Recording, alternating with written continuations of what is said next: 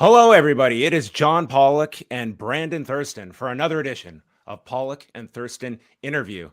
And we've got Brandon. It's our version of the big get today. Yes, we have a very big get. We have some people say that Rick Steamboat and Randy Savage stole the show at WrestleMania 3, but it doesn't compare to CNBC stealing the show and Alex Sherman stealing the show in 2023 at WrestleMania.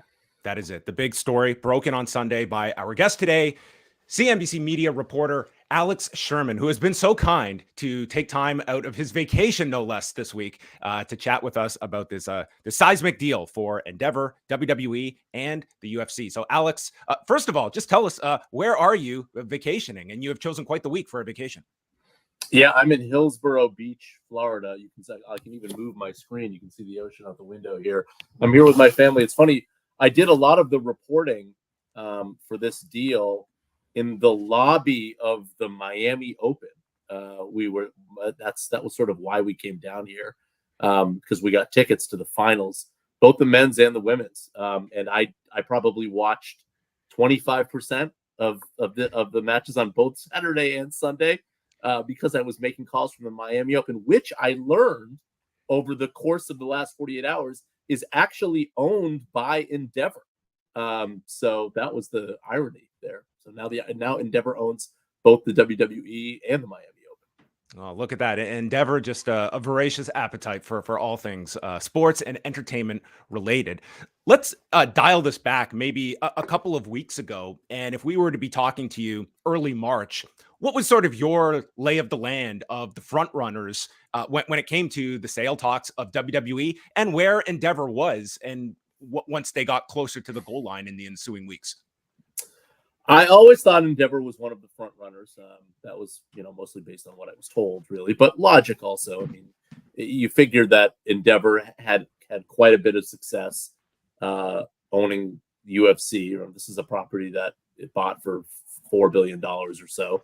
Now, in this deal, they value UFC around $12 billion. So that gives you an indication of the value creation that the UFC has had under Endeavor's ownership.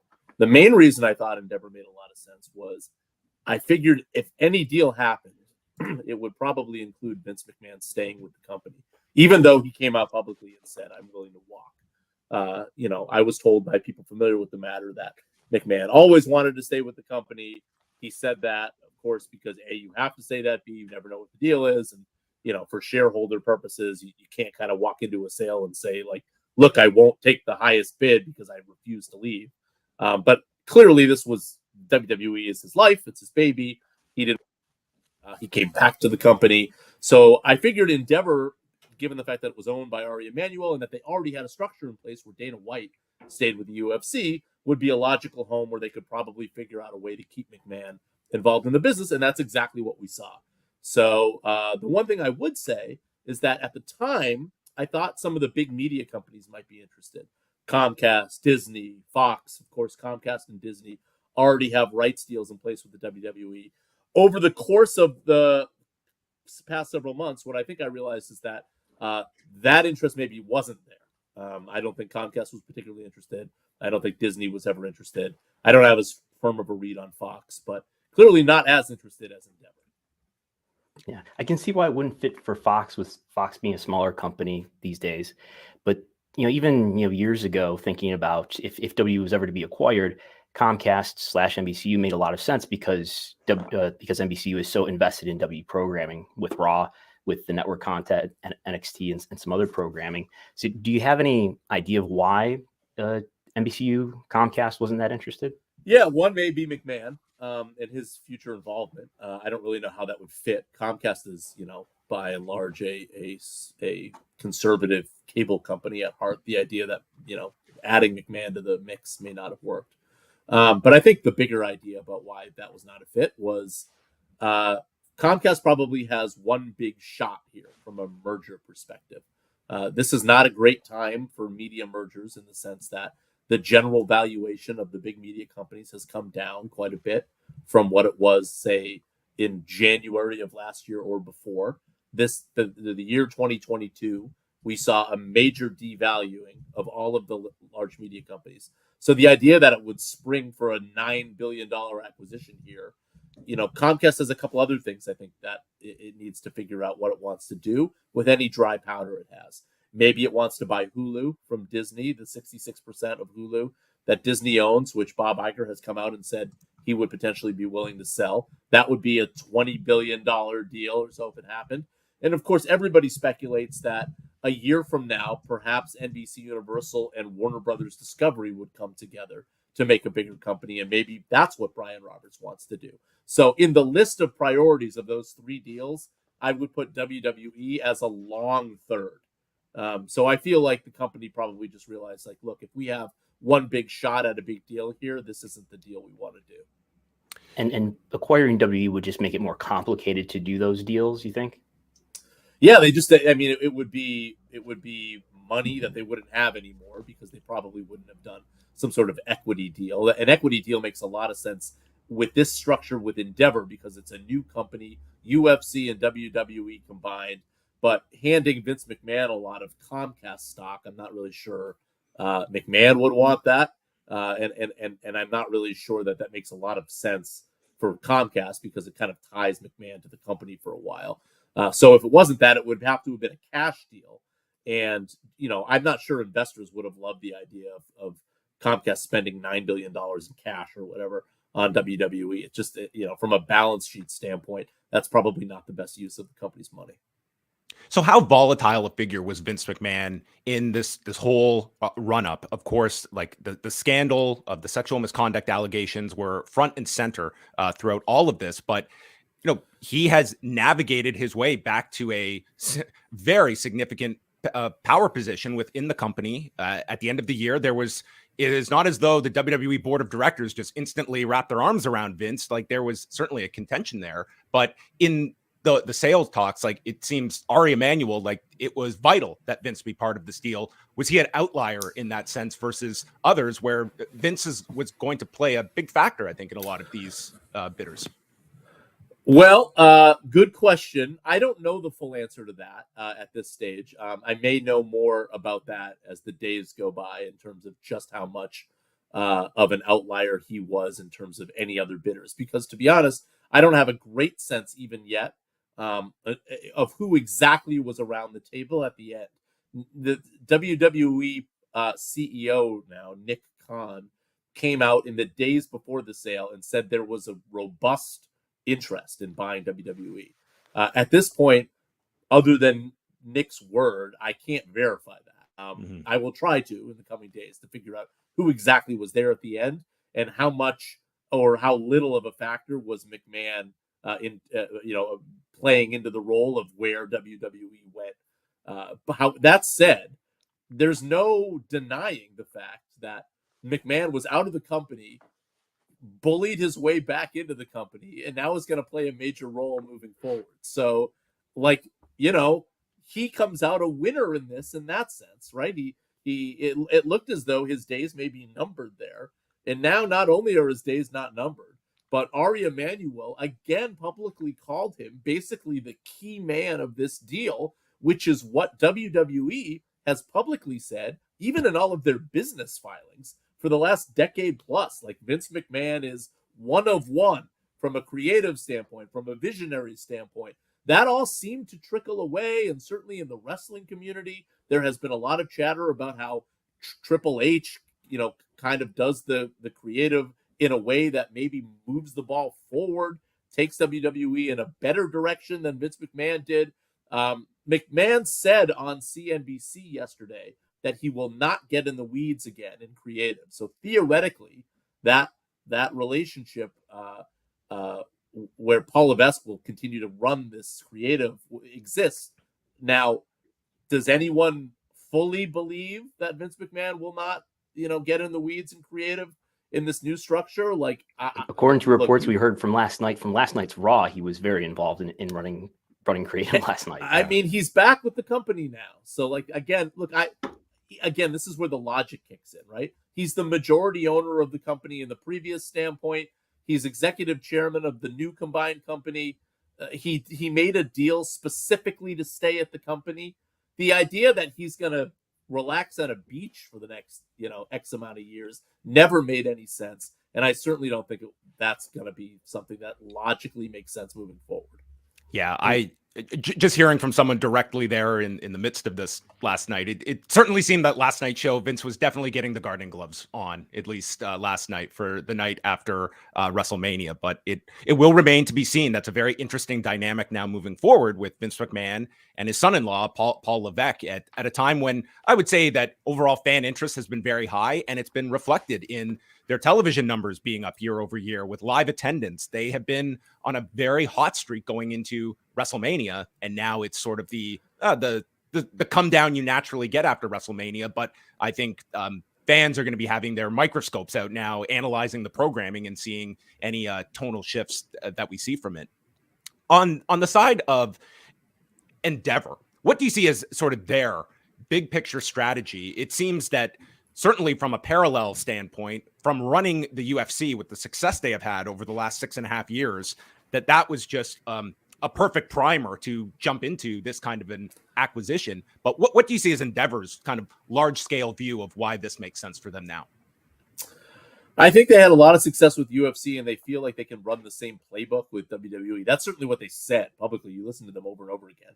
They talked about this sort of vague concept of a flywheel. I don't really know what that means, but the general idea, I think, is that Endeavor owns a talent agency. Endeavor owns live events. Endeavor has done multiple media rights deals. They know how to slice and dice media rights really well to maximize the valuation in terms of the money that's going to come through the door for WWE over the next X amount of years. So they'll do new streaming deals, and they talked about maybe doing a new direct-to-consumer offering, and they'll do broadcast deals, and they'll do global deals. And so they figured it out with UFC. They think they can do the same thing with WWE. And now you have a new publicly traded company of both of these entities. And so who knows what that will do down the road. Now you've got equity to throw around in a bigger company. Maybe you can buy even more live events on that end. Or ultimately, maybe you can turn around and flip the thing to some media behemoth years down the road. But I think that was the general idea here. It's like, look, we know what we're doing with this. We have leadership in place. We have a lot of tools at our disposal to maximize value for a media/live events company. So this is the right home for WWE. In the weeks leading up to this deal, we heard Ari Emanuel's comments on the earnings call, and I believe it was on the Morgan Stanley TMT conference, where he was saying that he was basically reassuring shareholders that Endeavor was going to take on more debt. And I'm starting to learn about a reverse Morris trust and how that works. But apparently, with a reverse Morris trust, you're able to push down the debt, whatever that means. I take it to mean you're taking the debt and sort of distributing it across two companies. Have I got that right? Yeah, that's right. In essence, that's right. I mean, this was an all equity deal. So in a cash deal situation or a partial cash deal, usually that cash is from more debt. This deal is not that. It is two companies putting equity into a new company to make a bigger company. So there's no additional debt on top of what Endeavor already had as a company. So that's why I think the structure of this deal makes sense for Endeavor shareholders. Although, it's not like the company's stock performed all that well. I believe it ended up the day down yesterday. I have not looked today to see what shares are trading at. But it wasn't some giant negative reaction either with shareholders to this deal. And I do think there would have been a much heavier negative reaction had Endeavor said, look, we're going to take X billions of debt to buy this thing, and just tuck it into our current company. Yeah, the Endeavor is only slightly up today, and I've just started to look at this since I sat down, and WWE is up almost 7% on the day, which I believe it was down by a few percent yesterday. So I don't know what's changed the sentiment today between today and yesterday. I'm not sure about today. Yesterday, I can guess why the shares were down, because I think investors thought, again, with Nick Khan coming out and saying there's some robust interest in this, I think some investors were preparing for some sort of major bidding war. The Saudis and the media companies and Endeavor, and this thing's going to go down to the wire, and there's going to be first round bids and second round bids and up and up and up. So that didn't happen. So when the deal was announced, it was sort of like, okay, well, that's not happening. So I'm guessing that's why shares were down yesterday. Maybe they're down. Maybe they're back up today, because if you take a look at the per share value price of the deal versus what the stock is actually trading at, shares are trading at a lower valuation than what the companies said WWE was worth. The price given on the deal was an enterprise value of WWE of $9.3 billion. But if you add up the market cap and the debt, it's like, much less than $9.3 billion now. So with the bump in shares today, perhaps investors are getting more comfortable with the idea that they actually believe that enterprise value will be the value when these companies actually start to trade under the ticker TKO, which will trade on the New York Stock Exchange. I think they said the deal would close later this year. Yeah. And do you know, is that going to be like a genuine IPO, or is that going to be, I was talking with somebody this morning trying to understand this, that they might use one of the company's stock as float, or is this going to be like a traditional IPO under TKO? I don't believe it will be an IPO.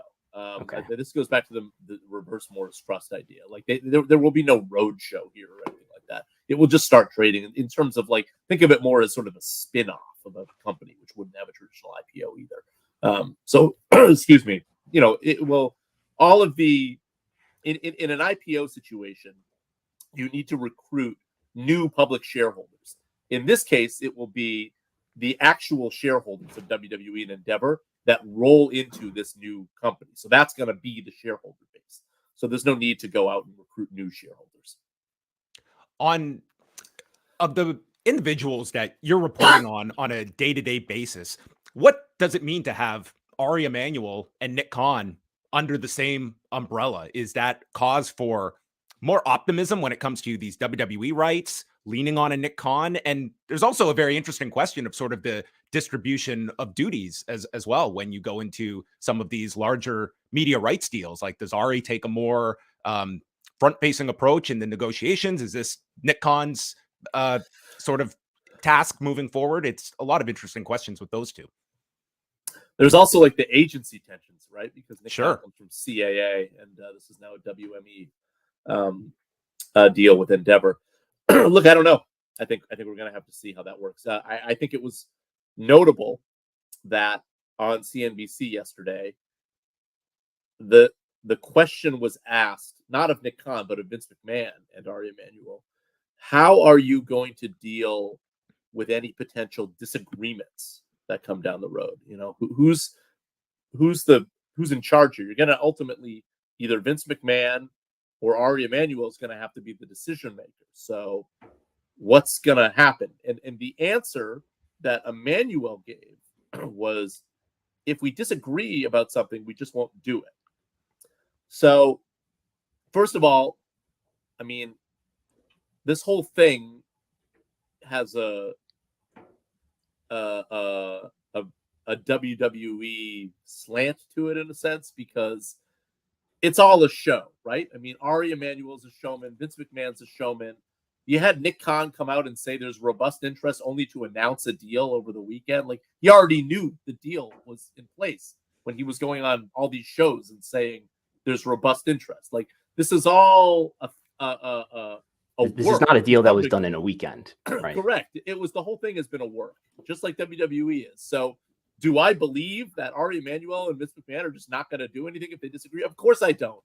So there's going to have to be some sort of pecking order there. I think that's a really valid, potential thorny thing that comes up here. You've got Dana White, Vince McMahon, and Ari Emanuel now all in leadership roles. Mm-hmm. Are those three people going to be able to coexist in the same company?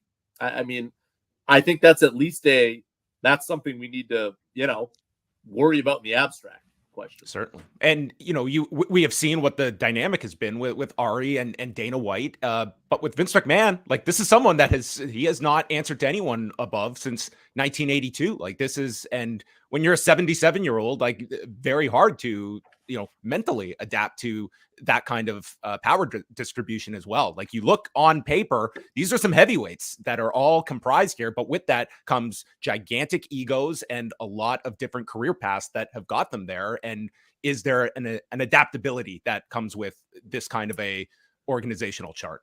I mean, on the one hand, this deal makes sense because you've got a structure in place where theoretically you've got Vince McMahon can work. In other words, Endeavor was open to the idea, not only open to it, but if you believe Ari Emanuel, insistent that Vince McMahon come along and play a major part in this new company, where I think that was a major turnoff to a lot of other buyers. On the other hand, now that it exists, we're going to have to see how three men with huge egos who don't shy away from that. I mean, they embrace the fact that these guys are alphas. How are they all going to be able to exist together? Maybe it will be fine. Certainly, maybe they have mutual respect for each other and they'll all figure it out. They are professional businessmen with long track records of success. So it's certainly possible that it all works out. But, it's also, there's like fuel there for potentially combustible situation if it doesn't go right. And something that John and I have talked about a number of times is that, we suspect that if this was any other industry, you think about, the controversy that have happened in CNN, just for a recent example, if this were any other executive in any other industry, I don't know that Vince McMahon would come back from it. But he has, and he's not only come back from it, but he's made a big sale, and he's sitting there on CNBC yesterday to announce this major merger news. So the key difference there is, I'll give you two key differences. One, the idea that Vince McMahon would have had a history of sexual misconduct is not as surprising as it is with many other media executives. And to some degree, and you saw it with Donald Trump when he ran for president, right? People are sort of more accepting of a situation where they're not as surprised with things as if it came out of left field or you branded yourself as the moral authority. I think that's a factor. But that's abstract. The real factor, which makes this different from, say, a CNN situation, is that Vince McMahon was the majority shareholder of this company. So the idea that he would just go away was nonsensical. He'd have to sell the company.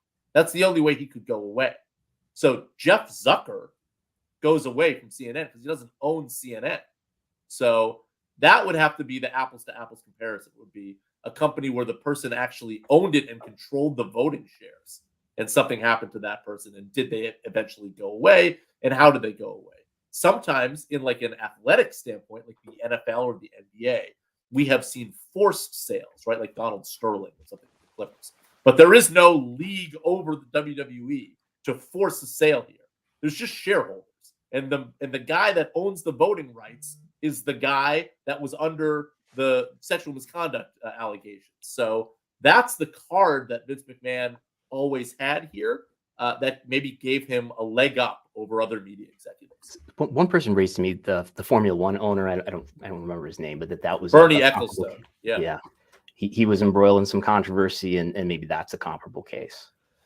Possibly. So you're right. He ended up selling that. Bernie Ecclestone, I think in his like late 80s at that point, or like he was at least older than McMahon. So that is one thing to take into account, is sort of the age here. Look, I do think that another thing we need to discuss here is like the succession aspect of this also, right? Like it was never clear to me. In fact, I was told several times by people that I think know that Stephanie McMahon never wanted Vince McMahon to sell the company. So there was always that weird element to this too, which was like, okay, the daughter doesn't want the father to sell the company. And yet he's selling it anyways. But then this ultimate structure, of course, keeps the McMahon family involved. It isn't just selling out. So now Stephanie McMahon is still a part of the picture here, or at least could be down the road. So if I'm understanding the filings that I read yesterday, is that so the McMahon family members have 10x voting power, and that appears to be going away with the merger. The voting power, I believe, goes away, but not the economic. They still have lots of stock. Yeah. Correct. That's right. When it comes to the UFC and this whole thing, which is sort of just this thing to the side, I'm very curious as well from that perspective of things, that since the pandemic, their business has exploded that much more. They have had these record revenue year after year. And yet here they are. And this is almost like this, you suddenly have a set of like stepbrothers and stepsisters that you're going to be under a tent with. And inevitably, I think everyone expects that there's going to be some redundancy here as well that will impact both sides of this whole coin. And that's an interesting aspect here, that UFC is sort of just along for the ride here. And they are ones that have performed incredibly well under this structure, and there's going to be some adaptability for this individual, Dana White, as well as everyone in that company. Yeah, look, one of the selling points that they, again, were very public about was sort of the synergy aspect of this deal, right? So where are those synergies coming from? I mean, they talked about operational efficiencies. Well, what does that mean? Usually what it means is layoffs. So I don't know where those will come from, but you'd have to imagine that that's going to be part of this deal. Is some people are going to lose their jobs, both at UFC and at WWE. So that's something to look for, at least, as this deal gets completed. As we wind down here, Alex, this has been such great insight from you as well. When you're looking at sort of where we are now, what are the big events now to look at? There's obviously the domestic media rights deals for Raw and SmackDown, and there's also the stock that will truly add a true valuation from in terms of the sale and all. What are sort of the key areas you are looking for in the follow up after this news breaks? You hit it. By far, the biggest one is the media rights deal that's coming up, and that will, like, that's happening soon. I was told, like, more than a year ago that, a lot of people, in fact, our CNBC anchor Scott Wapner asked Vince McMahon, had you not gotten into the sexual misconduct issue, would this sale process have ever happened? McMahon said, absolutely. Sort of, this was good for the company. In that sense, I agree with him. And I don't think he's pulling one over on anybody, because I was told pre all of the sexual misconduct things that a sale leading into the media rights discussions was absolutely plausible and on the table, because this was the obvious time for this to happen. They would need to get something done before the media rights renewals came in, because if a big media company had ended up buying WWE, then that would have, in effect, ended those media rights discussions. In other words, if Comcast had bought WWE, then Comcast would own the media rights to WWE. That would be the point of buying WWE. It would be like, okay, look, for perpetuity, we can stick this on Peacock, our streaming service, and we can throw it on our cable channels, and we will own WWE IP. Now that hasn't happened, the media rights discussions for both the streaming side, any direct-to-consumer product they decide to make, and the broadcast side is all going to come out in the next few months or so. Or at least the discussions will heat up in the next few months. So that is absolutely the next big hurdle here. And look, the Endeavor will get put to the test. They just had a huge investor call saying how good they were at this. So we'll see how good they are at it. We'll see what the rights increases end up being and the actual, windowed products that they make in terms of, what is streaming, what is broadcast, and what is some sort of new D2C service they have, and how much money comes in the door because of it. Brandon, any final questions? I'm good for now. I just wanted to end on this last one, and I know it's a bit of a complex one, but if you perceive the Saudi Arabia Public Investment Fund as like a real player down to the stretch in all of this, we saw the reports about their interest in Liberty Media. You attach them to WWE.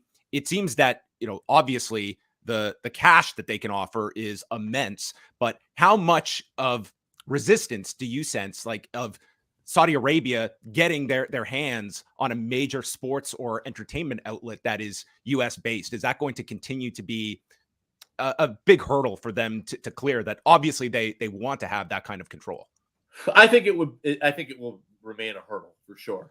Any company that I think that's going to remain a hurdle for. There's a political backlash to doing a huge deal like that. So I think, any company's ownership and board, they're going to have to think, do we really want to go down this road? Is it worth a potential backlash that comes along with it? We've already seen from LIV Golf that there is some backlash involved there. And that's one that they do own. And maybe as the years go by, we'll see that backlash come down, and potentially then Saudi Arabia investment money will be more likely to do some sort of large deal. But in the near term, it's real.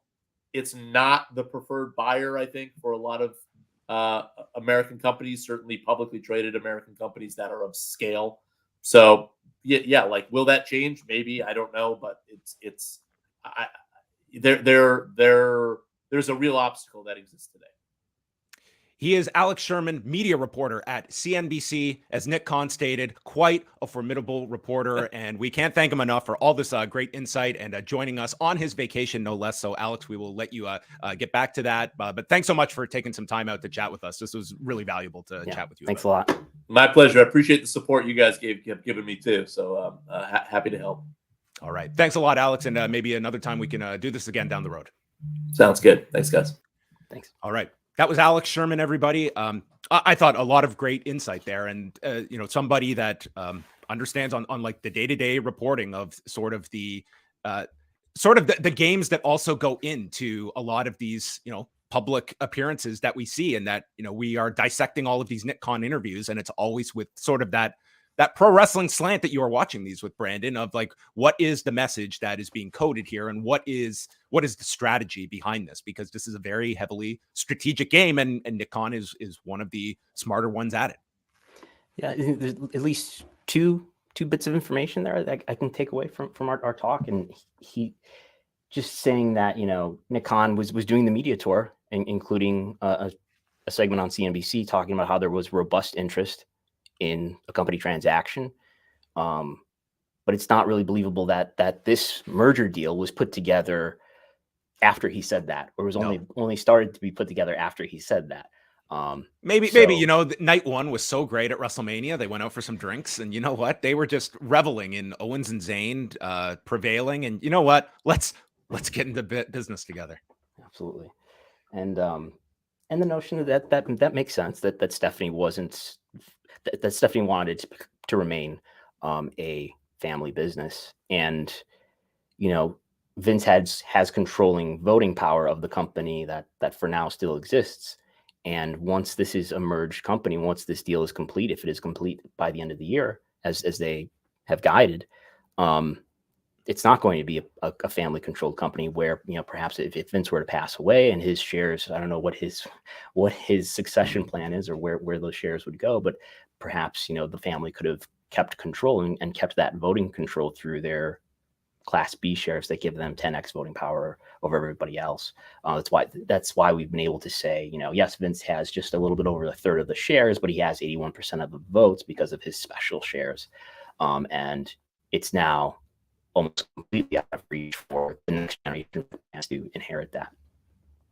Yeah, it would be very interesting because back in 2018, when the current domestic rights deals went down, we got that Hollywood Reporter, which was sort of a TikTok of how all the negotiations went down. It would be fascinating to see what the last month consisted of and how real some of the other bidders were when Endeavor became the front runner, and a lot of the intercompany dynamics of Vince's whole navigation of all of this. And that certainly bleeds into everyone's focus on last night's Raw. That seemed to be, Vince McMahon having his control over that show. And certainly if you're just watching it from the outside looking in, I would say it would be the episode that would most convince even the greatest skeptic of the involvement and the reporting as such. And I've heard consistent, certainly that bears out that this was Vince certainly having his control of this show.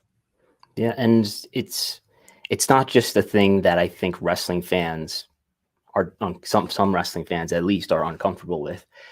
That is the quality of the show, but that it has a genuine economic effect. Now that's sort of minimized in this situation where so much of the money comes from business partners and so much of the money is guaranteed in the form of TV rights or Saudi Arabia deals.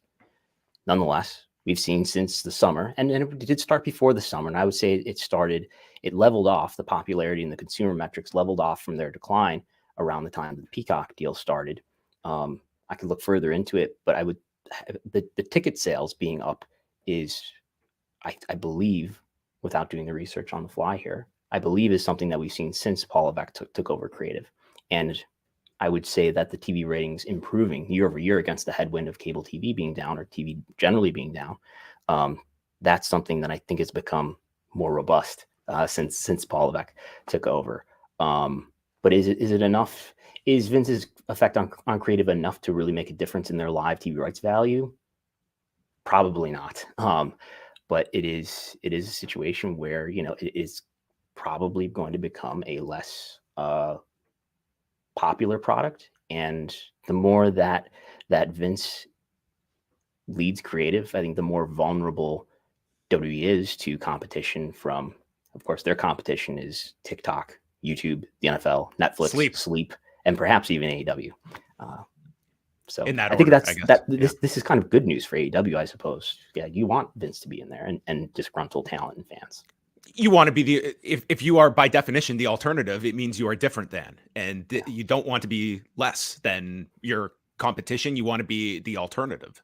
But one thing I can state that is that hearing from enough people that are covering this industry from more the business side outside of like the day-to-day wrestling stuff, like these are people that are not necessarily can tell you about all the angles and characters, but they definitely have a pretty good handle on fan sentiment toward the product. And it does seem like they do gauge like what the audience is reacting to the programming, and creative is constantly brought up in all of these different discussions, and the creative direction that vis-a-vis connects to your fan engagement and popularity of the product.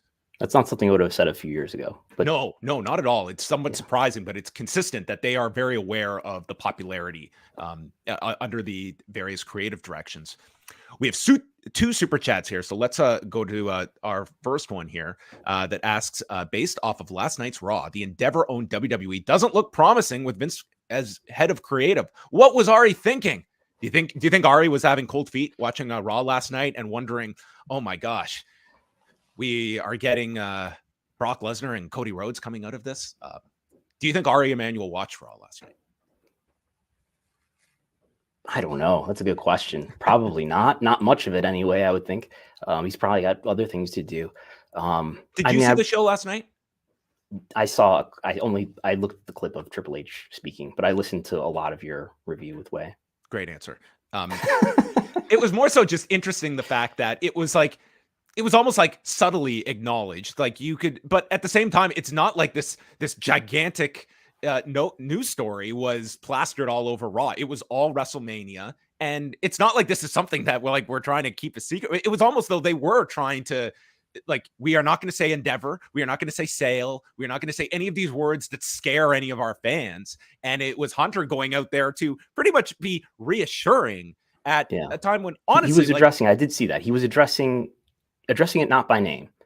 There's some plausible deniability about maybe he was just giving this vague positive message, or maybe he was addressing something specific. But I do think that, the average wrestling fan doesn't know what a merger means necessarily, and doesn't know what that means for the TV show that they watch every week.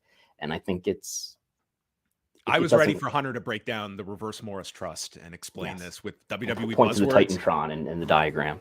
Yeah. And pause for the pops. And that would be the new This Is Awesome would be RMT.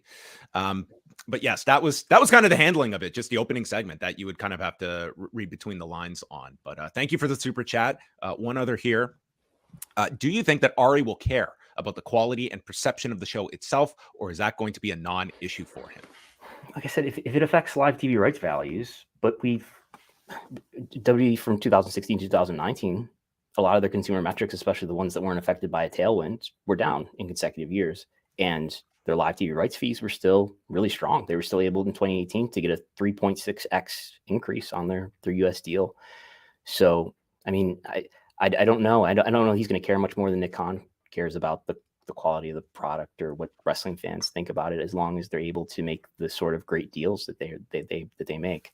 I'm really curious about what exactly were the conversations around whether to keep Vince on or not. I mean, yes, his public message is that, oh my God, we had to keep Vince. That is a public message, and I imagine there's a larger story and reality to that comment. So there you have it. Thank you for the super chats, everyone. And thanks to all of you for tuning in for the special live edition of Pollock and Thurston interview. Can we pull the curtain back, Brandon? You get all the points here, because this was cutting it close that you were going to be able to join us, but I'm glad you made it on time. I made it. A true pro. Fortunately, Alex needed an extra 15 minutes, and I was ready. I was here with 3 minutes of cushion here. But I made it. Yes. Fantastic stuff. I had to take my aunt to an appointment. We just barely made it. You nailed it. A true pro is Brandon Thurston. So in the meantime, you can check out more of our work at Patreon.com/WrestleNomics as well. PostWrestlingCafe.com. Support Post Wrestling and WrestleNomics. And Brandon, when will you be back this week? Thursday, we'll be doing a podcast for subscribers only. That'll be out in the evening. And we are back for free for everybody on Sunday at a time to be announced because it is Easter. That is true. I learned about this. This is Easter, where I will be doing a UFC 287 post show. So for people that want to just dive in, what is this UFC stuff that you've been talking about all these years? Now is the time for all wrestling fans to dive in and learn about UFC. All right, that's going to wrap us up. Big thank you to Alex Sherman for taking time out to chat with us. I really enjoyed that discussion. And the Wizard of Oz, Wei Ting, the man behind the scenes, keeping everything running smoothly. We thank Wei as always. So that is going to wrap things up. And myself and Wei will be back Wednesday night after Dynamite. So we will chat all about MJF Day and Tony Khan's major announcement. The bar's been set high this week for Tony Khan to make a major announcement. So we will see what he has in store. But that's going to wrap things up. So thanks to everybody, and we are out.